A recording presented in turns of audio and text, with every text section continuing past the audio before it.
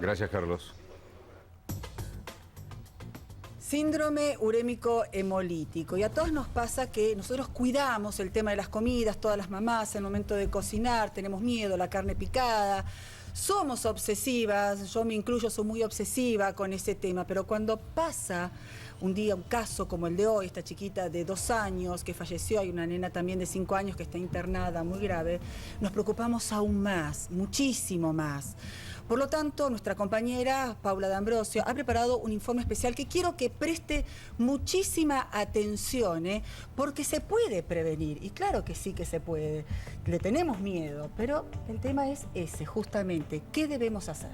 Y la prevención, Marisa, como vos lo decías, es el único medicamento, el único fármaco que hay contra el síndrome urémico hemolítico. Una vez que su hijo se contagie de esta bacteria, una vez que ingrese a la clínica, los médicos solamente van a poder acompañar los síntomas posteriores que tengan, pero no hay un medicamento que combata directamente esta cepa de la Escherichia coli, que es lo que contagia, lo que ingresa al organismo del chico. Claro, usted debe decir, yo ya escuché estos informes, ya sé, tengo que lavar bien la verdura, tengo que cocinar la carne a 71 grados, no tengo que ver jugos rojos, tengo que ver jugos claros. Bueno, yo le puedo asegurar que en el siguiente informe usted va a ver datos que nunca antes había escuchado. ¿Por qué? Porque hablamos con especialistas, con nefrólogos infantiles que realmente sorprenden. De hecho, sus denuncias, por decirlo de alguna manera, están siendo investigadas en el Instituto Malbrán. Ellos lo que dicen es que la toxina está cada vez más fuerte, viene cada vez más severa, entonces no afecta solamente a chicos de 2 años, de 4 y de 5, sino también está afectando ahora a chicos de 8, de 10, a preadolescentes. Esto es muy complicado, sobre todo teniendo en cuenta que el periodo ventana, el periodo de contagio hasta que su hijo presente los síntomas es de 10 días. Y esos síntomas, sí hay que tener muy en cuenta, pueden ser equivocados para usted. Usted puede creer, o inclusive en muchas situaciones el médico puede creer que se trata de una gastroenterocolitis cuando en realidad estamos hablando de síndrome urémico hemolítico. Los síntomas a veces son confusos. Vamos a ver el siguiente informe con cifras y con datos que realmente lo van a sorprender. Argentina sola, tiene más casos que el mundo sumado. Creemos conocer de qué se trata la enfermedad y apuntamos muchas veces solo a la cocción correcta de la carne.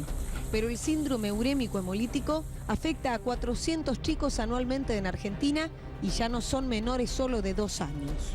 La toxina se volvió más fuerte y, según los especialistas, genera problemas en el sistema nervioso nunca antes visto en esta patología. Bueno, es una enfermedad que es producida por una toxina que pueden producir varios tipos de bacterias. Acá en la Argentina se relaciona con una bacteria que se llama Escherichia coli. Hay un síntoma cardinal que llama la atención, es el más importante, que es la diarrea con sangre. Y fue este síntoma el que alertó a Paula. Cuando su hijo tenía 5 años, los médicos le detectaron el síndrome. Y empezó con algunos síntomas de diarrea, descompostura y bueno, a mí me llamó la atención porque en una vez que fue al baño tenía sangre y bueno, eso me asustó mucho, entonces fuimos al hospital italiano a hacerlo ver. Ahí le internaron por deshidratación y por suerte, porque bueno, en realidad ahí en ese análisis de la noche y después el de la mañana se dieron cuenta que los glóbulos rojos habían bajado muchísimo y ya me acercaron, tenían medio idea que podía ser síndrome urémico hemolítico.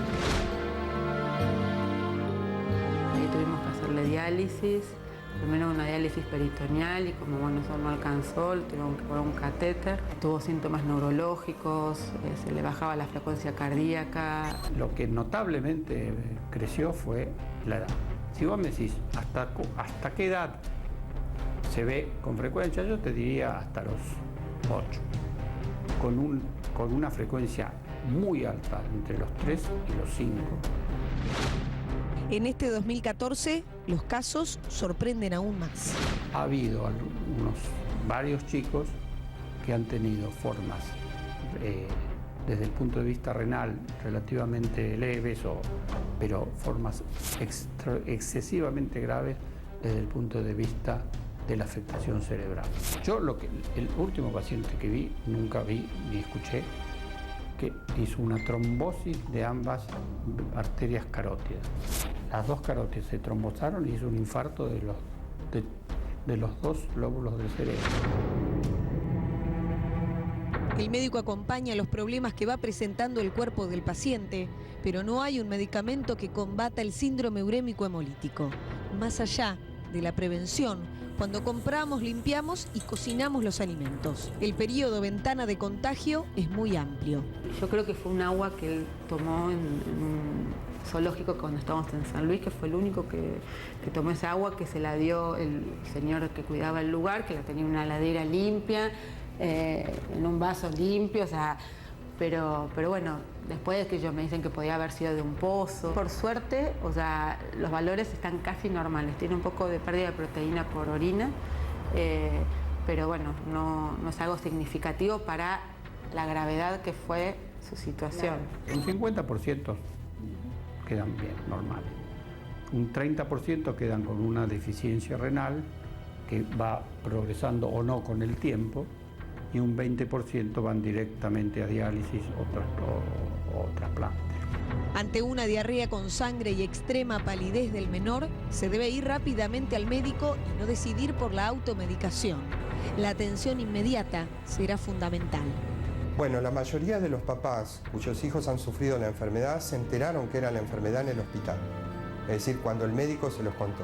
Hay un alto desconocimiento todavía en Argentina de qué es esta enfermedad, las formas de transmisión y su forma de prevención.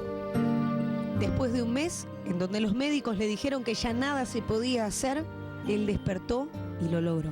El 23 de enero más o menos fue el primer síntoma de mejoría. Y el 24 fue, bueno, mi cumpleaños y bueno, él hizo pis por primera vez, o sea,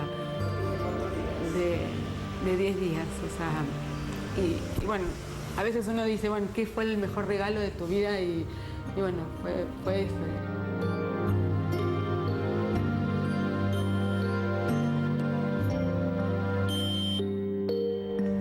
Y si sea obsesiva con la limpieza, sea obsesiva también con la comida, con la hamburguesa, quemársela. Yo se la quemo, me gusta que esté bien, pero bien cocida. Hay que ser obsesivas, hay que prevenir. Vamos a los alimentos que pueden contaminar. Exactamente, porque Veamos. es importante mencionar, por eso vamos a ver en las siguientes placas, cuáles son los alimentos que pueden estar contaminados. Sí. No significa que estén sí o sí, sino que pueden estar contaminados y que usted tiene que tener cuidado. La carne picada de vaca y de aves sin cocción correcta, leche sin pasteurizar, es la segunda. Vamos a ver la tercera, que también es muy importante. Aguas contaminadas. Si usted tiene agua de pozo, si usted no tiene agua corriente, tiene que hervir el agua. Esto es sumamente importante. Antes de consumirla, entonces debe hervirla. Y por último, las verduras de hoja, las que se consuman crudas. Por eso, después que conocemos estos alimentos, tenemos que saber cómo logramos la prevención. Y para eso está el siguiente informe. Hablamos con una nutricionista que aclara detenidamente cuáles son los pasos que hay que respetar sí o sí.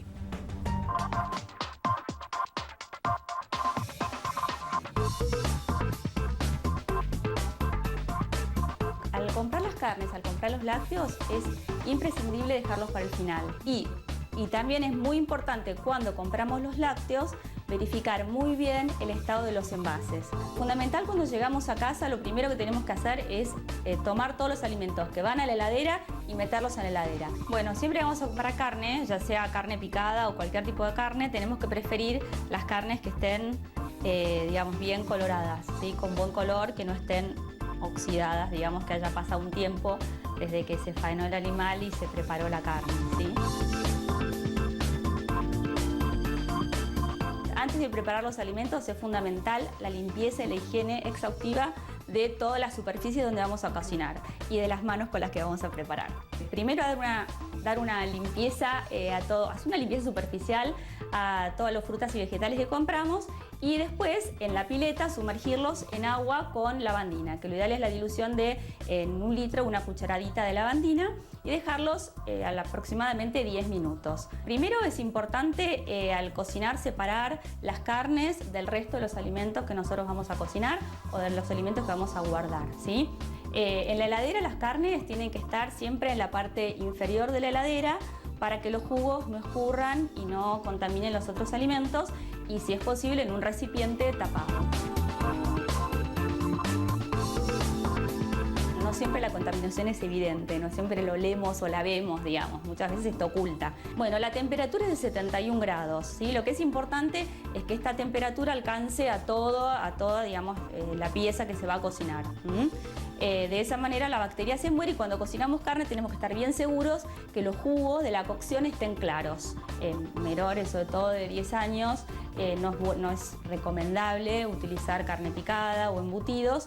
De todas maneras, para adultos o para adolescentes, siempre es importante que cada granito de carne picada haya recibido la cocción correspondiente. Si llegamos y vamos a tardar más de 48 horas en consumir la carne, es muy importante guardarla en el freezer. Y después, cuando la vamos a utilizar, a descongelar, no descongelarla en temperatura ambiente.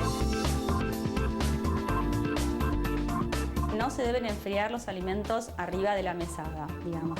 No, cuando el alimento baja a la temperatura 65, entre los 65 y los 5 grados, empieza la multiplicación de las bacterias que pueden estar en ese alimento. Una vez que abrimos un postre lácteo, hay que consumirlo y nunca debemos volver a ponerlo en la heladera aunque se haya quedado la mitad, digamos. Hay que consumirlo totalmente en el momento. Los postres lácteos no se pueden guardar porque son una fuente de contaminación.